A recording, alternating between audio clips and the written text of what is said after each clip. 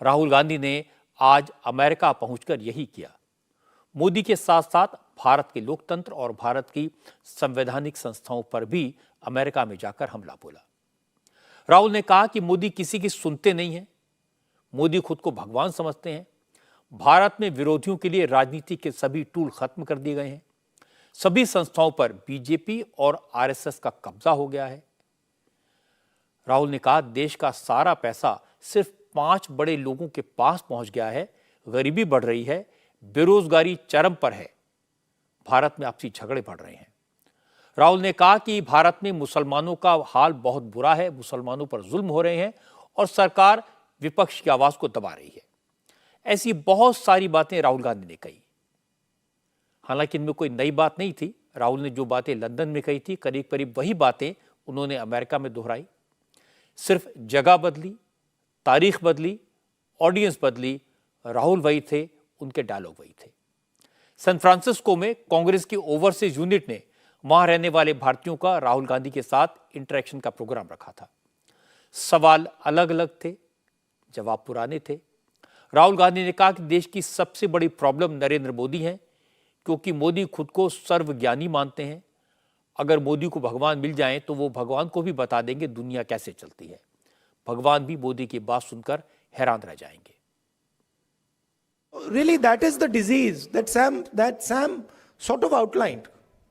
That is the disease, that we have a group of people in India who are absolutely convinced that they know everything. In fact, I think they think maybe they know even more than God. They could sit down with God and have a conversation and explain to him, about what is going on. And of course, our Prime Minister is one such specimen.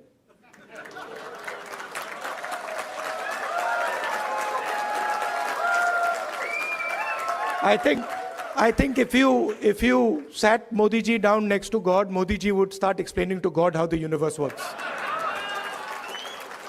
Right? Yes, and God would get confused that what have I created? So these are funny things, but really this is what is going on. We have a group of people, who understand everything.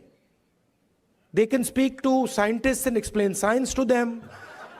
They can, speak to historians and explain history to them.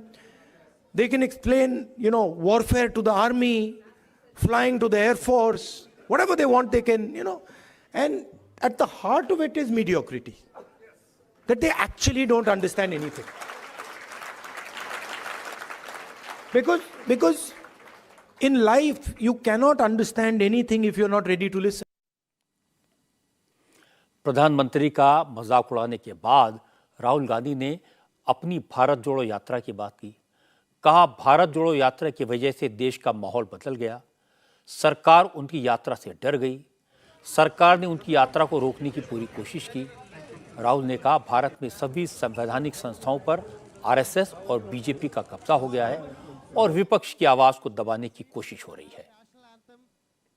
All the instruments that we needed to do politics in India, they were controlled by the BJP and the RSS. People are threatened, cases are put on people, agencies are used on people. So we also are finding that in some way it had become quite difficult to act politically. And that's why we decided to walk from southernmost tip of India to Srinagar. And I noticed that the government tried everything. मतलब जो भी उनमें ताकत थी, उन्होंने यात्रा को रोकने में लगा दी। टीवी से उतार दिया, पुलिस को यूज किया, मगर कुछ काम नहीं कर रहा था। और जो यात्रा का इफेक्ट था वो बढ़ता जा रहा था। राहुल गांधी की जिस बयान की सबसे ज्यादा चर्चा हुई वो बयान मुसलमानों की भारत में स्थिति पर था। राहुल से सवाल पूछा गया, क्या भारत में मुसलमानों पर जुल्म हो रहे हैं? तो राहुल ने कहा कि आजकल भारत में मुसलमानों की स्थिति वैसी ही है जैसी 1980 के दशक में दलितों की थी। उन्होंने कहा कि मुसलमानों के साथ आज वैसा ही व्यवहार हो रहा है जैसा 80 के दशक में दलितों के साथ होता था। This happens periodically in India.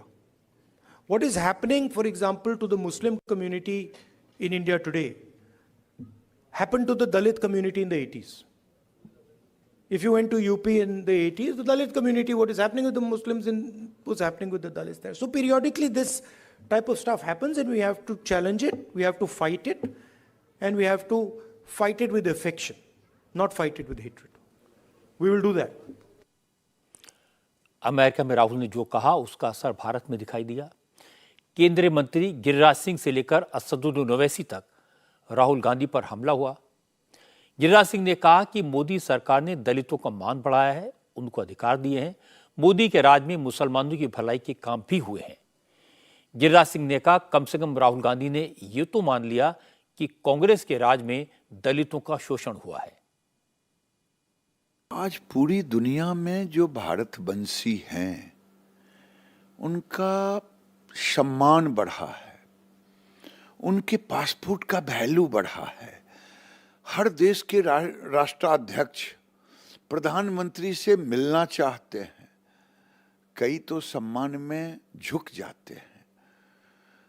लेकिन राहुल गांधी जी को ये बर्दाश्त कहाँ से होगा कि गरीब का बेटा, पिछड़े का बेटा, चाय बेचने वाला का बेटा ये देश में प्रधानमंत्री बन के दुनिया में भारत की प्रतिष्ठा बनाए। ये तो गाली यात्रा पर निकले हैं, भारत को अपमान करने की यात्रा पर निकले हैं। उनको ये भी नहीं ज्ञान है कि कांग्रेस पार्टी इतना दलित विरोधी था। आज इसके लिए तो पहले देश से माफी मांगे कि कांग्रेस दलित विरोधी था, खुद कह रहे हैं। जहां तक रहा मोदी जी के कार्यकाल में दलित तो सम्मानित हो रहा है, उनके पांव भी पखार रहे हैं। जहां तक मुसलमानों का सवाल है, हम तुष्टीकरण नहीं करते, लेकिन नाइंसाफी भी नहीं करते। सबका साथ सबका विकास।